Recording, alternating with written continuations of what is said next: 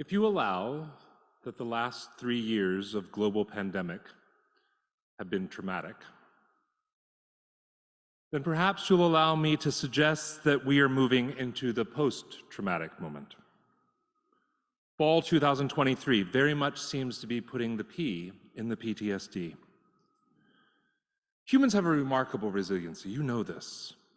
And we tend to have any number of defenses, adrenaline and chemical stress hormones that regulate our flight, fight, or freeze responses.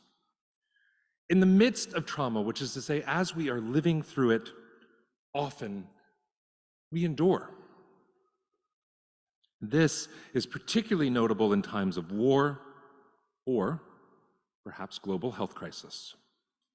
It is only after the soldier returns from war, or perhaps after we have, in whatever capacity we have, endured a pandemic, that our bodies start somatizing the unprocessed, in other words, the defended against, stress reactions.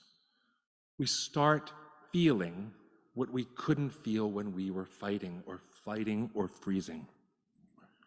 PTSD is a serious and also a treatable effect of living through and with trauma.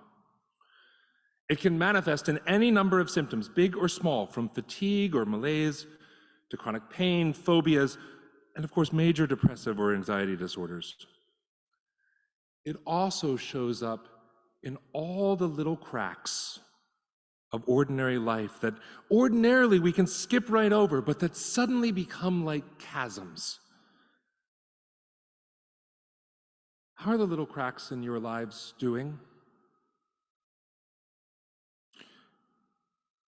Since I've been back from my summer rest, as I've been walking around our city and talking with many of you, looking with new eyes this fall, I'm seeing crack after crack after crack in all sorts of places. Things that are usually fine just aren't quite right. The pot that was simmering nicely on the back of the stove is suddenly boiling over for no discernible reason other than that it's simmered long enough and it's time. So many of us are receiving new medical diagnoses or concerns, or we have to see a specialist for this, or our loved one has to, either for ourselves or for those we love. Things are just coming out of nowhere. The stable home, the stable apartment might have flooded. The secure job may have just been taken away. The relationships that you thought were holding you together are fracturing, and they're changing in all of the ways that relationships do because we're not in control of them. Time is not quite in joint, it seems to me right now, and there are all sorts of stumbling blocks, annoyances, and unwelcome surprises that I, for one, am noticing more and more for more and more of us. These changes are a sign of our collective PTSD to me. We are, as individuals and as a people, feeling, and our bodies and minds are finally responding to the very real danger we lived under during the acute COVID time. So many of us are speaking with one another about what isn't working anymore, and we're wondering what to do. Why is this happening to me? What is going on? And I, for one, am realizing that we need much more help than we might have thought. And as quick as all of us are to offer help, we are so much slower to request it or even to accept it. And this is part of PTSD. Now, please note, I have spoken only of the personal level disturbances we are experiencing: housing or employment, family ties, health matters. I have not said a thing, and will not today, about how our civic life is experiencing collective PTSD that may very well be at play in the breakdown of any number of our national experiences. You can read the headlines yourself, and you can see plainly that things are not right. Please also note that I am not speaking about an escalating war in the homelands of Israelis and Palestinians, both the heirs of Abraham. I am not speaking of horrific acts of violence, nor of the growing threat of international war as simply a PTSD response. I am saying that the world does indeed feel to be a more precarious place, a fragile place, a tender place, a place where hurt people hurt people.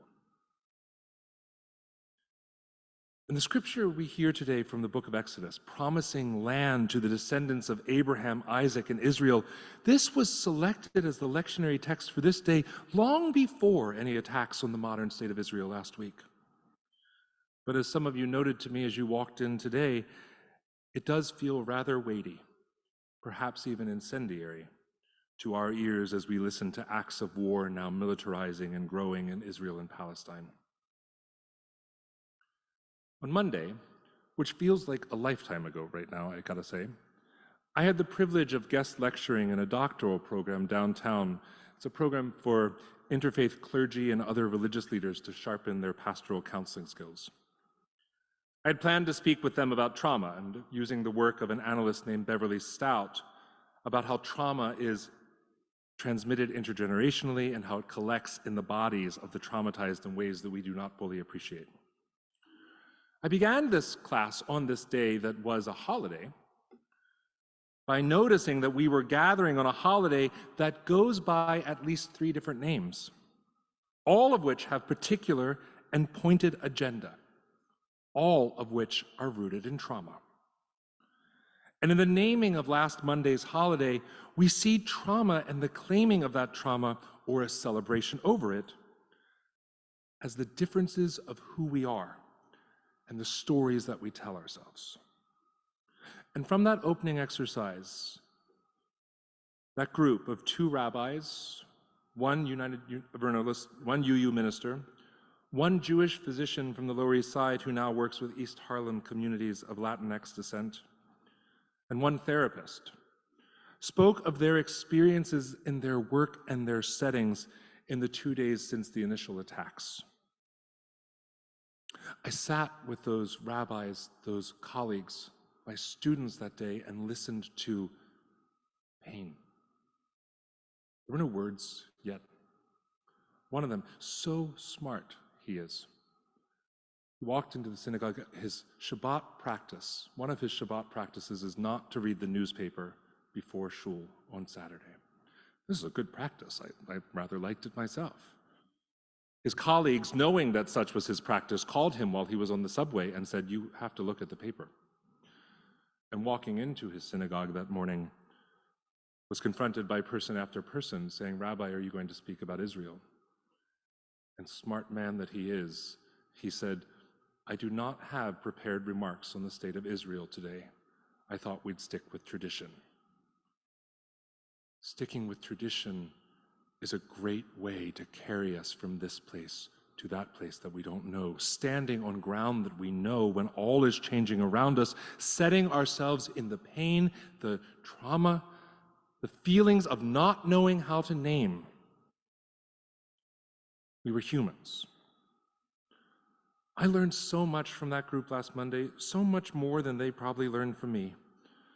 And so much about what can be said and when and how words fail us. I learned about the pain and the fear and the trauma that is happening right now. I didn't need the facts or the newspaper headlines or numbers. I needed to hear the personal experience. Now, there is no post yet in the trauma of war that very well may boil over. But I could hear it among this cohort of religious and primarily Jewish religious leaders last week. I've stayed in touch with some of them and with some other colleagues this week as the world holds its breath. Meanwhile, the book of Exodus comes to us again this morning with its story of an enslaved people journeying to freedom. Tradition. It just comes at you. The lectionary has a wisdom and a Holy Spiritness of it, all to itself. On this day, We're to talk about the story of an enslaved people journeying to freedom.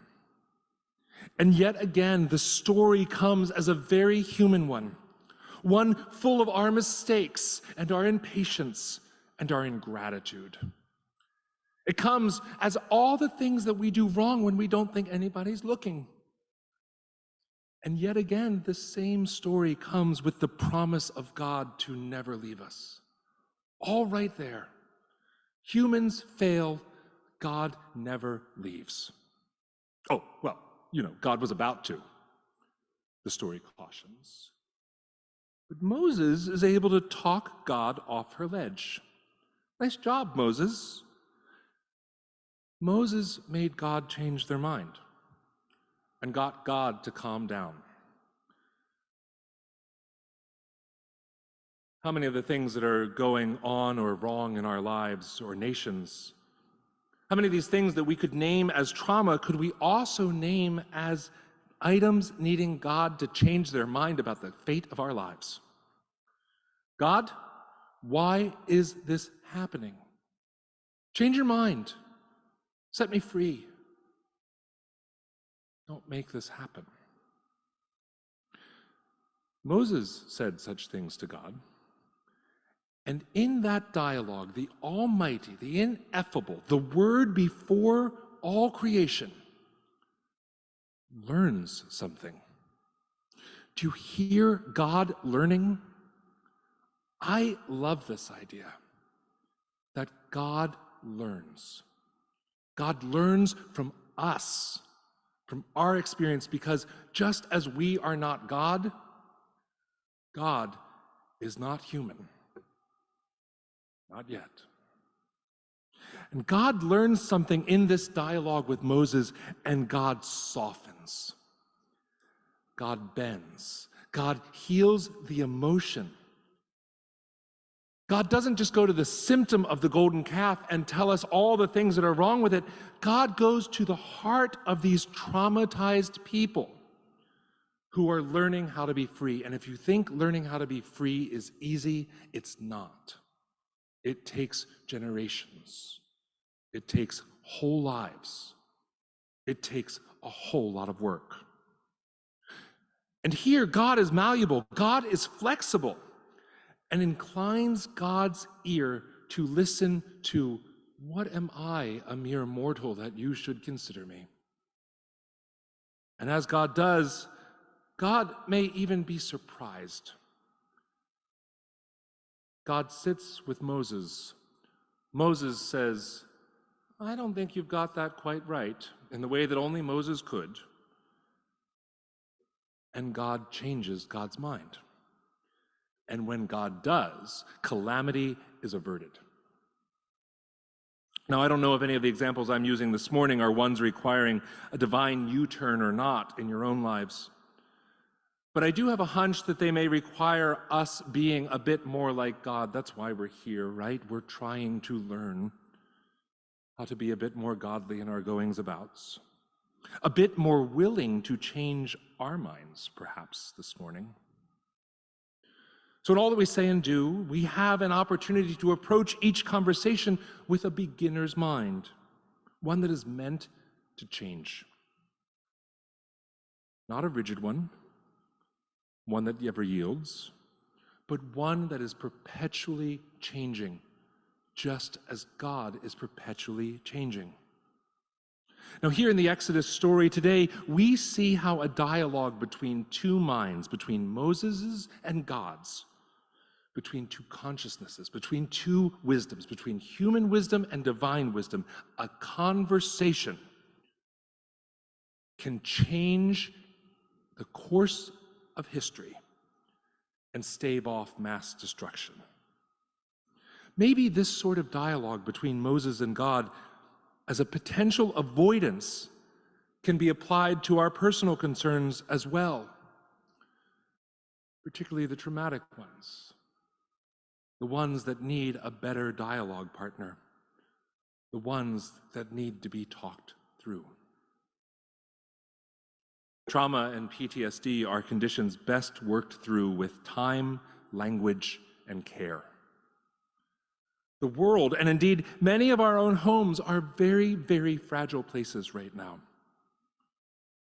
As you encounter one another, as you leave this place and go about your week, as you hear more troubling news after even yesterday's troubling news, perhaps there's something in trauma and how we feel it, and how it moves about, and how it changes, and how, when you invite a conversation with the holy can change everything. So perhaps there's something about approaching these matters with more patience, more thoughtful language, and with care and regard. Perhaps this may help us make sense of all that doesn't make sense. It may not. It will fail. But we can try. It is the heart of the golden rule, do unto others. It's many a nursery school's book's promise of being friends through adversity.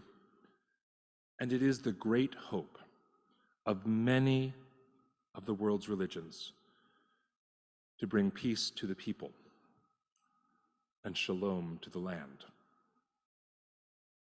May this be so.